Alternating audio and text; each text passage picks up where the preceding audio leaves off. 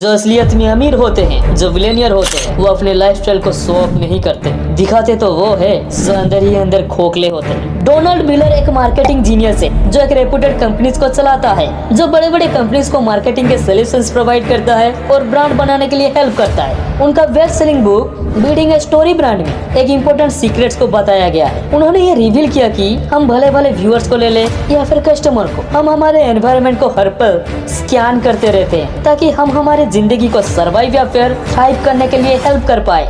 और जब हमें ऐसी कोई चीजें कहीं पर दिखाई देती है, हमारा फोकस और अटेंशन टोटली वहाँ पर चली जाती है और हम वहाँ पर इमोशनली हुक हो जाते हैं। इसलिए एक एस्पिरेशन इमेज को क्रिएट करना किसी भी मार्केटर के लिए सबसे इम्पोर्टेंट होता है, क्योंकि वो हमें सपना दिखाकर ताकि मार्केटिंग करने में आसानी हो। अगर ये एस्पिरेशन इमेज किसी इंटरेस्टिंग स्टोरी का पार्ट हो तो कोई भी इंसान इस मार्केट के चंगुल में फंस जाता है। एंड्रयू के केस में कहना पड़ेगा, इसमें नेक्स्ट लेवल का स्टोरी क्रिएट किया है जिसमें भरपूर ड्रामा है बट मिस्टीफाइंग विलियन भी है, द मैट्रिक्स।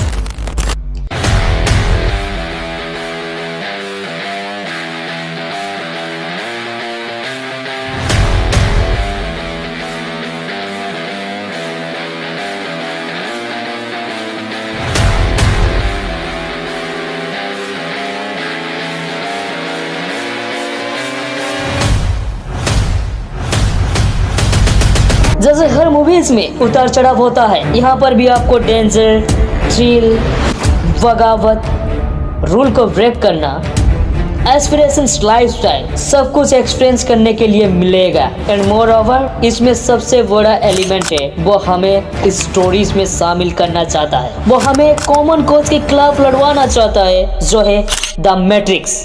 जिन लोगों को मैट्रिक्स के बारे में नहीं पता, मैं उन लोगों को बता दूं। एंड्रयू के स्टेटमेंट के अनुसार इस दुनिया में जो सो कॉल्ड बड़े बड़े लोग होते हैं, वे हर इंसान को कोशिश कर रहे हैं चार चीजों में बांधने की। पहला है इल्यूजन, दूसरा है एंटरटेनमेंट, तीसरा है डिपेंडेंट, फाइनली आपको मॉडर्न सिटीजन्स बनाकर स्लेव बनाया जाता है। अगर देखा जाए तो एंड्रयू ने जो बोला वो बात तो सही है, लेकिन यहाँ पर एक चीज गौर करने वाली, जिस मैट्रिक्स को एंड्रयू क्रिटिसाइज कर रहा है, क्या वो खुद उस मैट्रिक्स का हिस्सा है या फिर नहीं? ये सवाल जानने के लिए एंड्रयू कैसे पैसा कमाता है, हमें पहले उसे जानना पड़ेगा।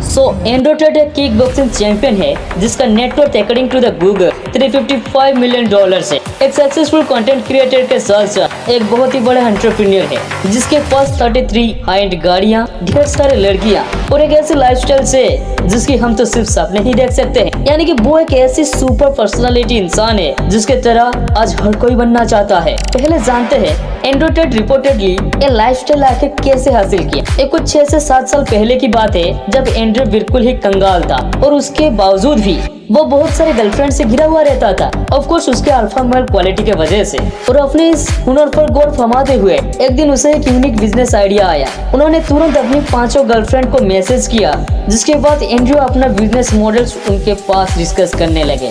बेसिकली बिजनेस ये था, एंड्रयू लड़कियों की प्रोफाइल बनाकर उनका मार्केटिंग करता था और फिर ओनली फैंस जैसी वेबसाइट में इन लड़कियों की न्यूड शोज करवाता था जिन्हें एंड्रयू के कस्टमर्स देखते थे और फिर जिसके पैसे एंड्रयू और गर्ल्स आपस में बांट लेते थे। देखते ही बिजनेस इतना बड़ा हुआ जिसके वजह से एंड्रयू एक साल में ही एक नहीं, 2 नहीं, पूरे 33 सुपर कार खरीद लिया। अब यहाँ पर एक इंटरेस्टिंग की पॉइंट ये है कि जो भी लड़कियां एंड्रयू के वीडियोस में देखते वो एंड्रयू के साथ उसके hyper alpha muscular macho male personality के वजह से नहीं है या फिर उसका वुमेन साइकोलॉजी स्किल्स के वजह से, बल्कि वो मॉनिटरिंग एक्शंस के वजह से है। एंड्रयू हर वक्त मैट्रिक्स के बाहर निकलने के बारे में कहता है, जो कि ठीक है, लेकिन अगर आप हसलर्स यूनिवर्सिटी को ध्यान से देखोगे, जो कि एंड्रयू टेड का ऑफिशियल वेबसाइट है, उसका मेन पेज पर ही आपको मिलता है training courses, drop shipping, freelancing, copy writing, trading etcetera, जो उसी इकोनॉमी मैट्रिक्स का ही तो हिस्सा है जिसे एंड्रयू क्रिटिसाइज करता है,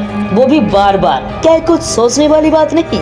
सिर्फ इतना ही नहीं, एंड्रयू अपनी लग्जरियस लाइफ को एंजॉय कर रहा है, राइट? लेकिन हर वक्त हर जगह जहाँ पर भी वो जाता है, जो भी एक्टिविटीज करता है, जो भी चीजें वो बोलता है, हमेशा उसके साथ एक ना एक सिनेमेटोग्राफर रेडी होता है सब कुछ रिकॉर्ड करने के लिए। एक लग्जरियस लाइफ जीना यहाँ पर मेन मकसद है या फिर सिर्फ दिखाना? अगर दिखाना तो फिर क्यों? अगर आप एंड्रयू के लाइफस्टाइल के ऊपर गौर करें तो वो ज्यादा सिमिलर है डैन बिल्जेरिया की तरह। इग्नाइट इंटरनेशनल के ओनर और एक पोकर स्पेशलिस्ट कहने के लिए, जिन्होंने $300 मिलियन का नेटवर्क सिर्फ पोकर कैरियर से बनाया था। लेकिन जब इसकी सच्चाई सामने आई तब पता चला कि उसका पूरी लाइफस्टाइल और मॉडल्स की खर्चे रेंट पर ही उसकी कंपनीज के एक्सपेंसेस से जाती थी, एक इमेज को क्रिएट करने की ऑब्जेक्टिव से।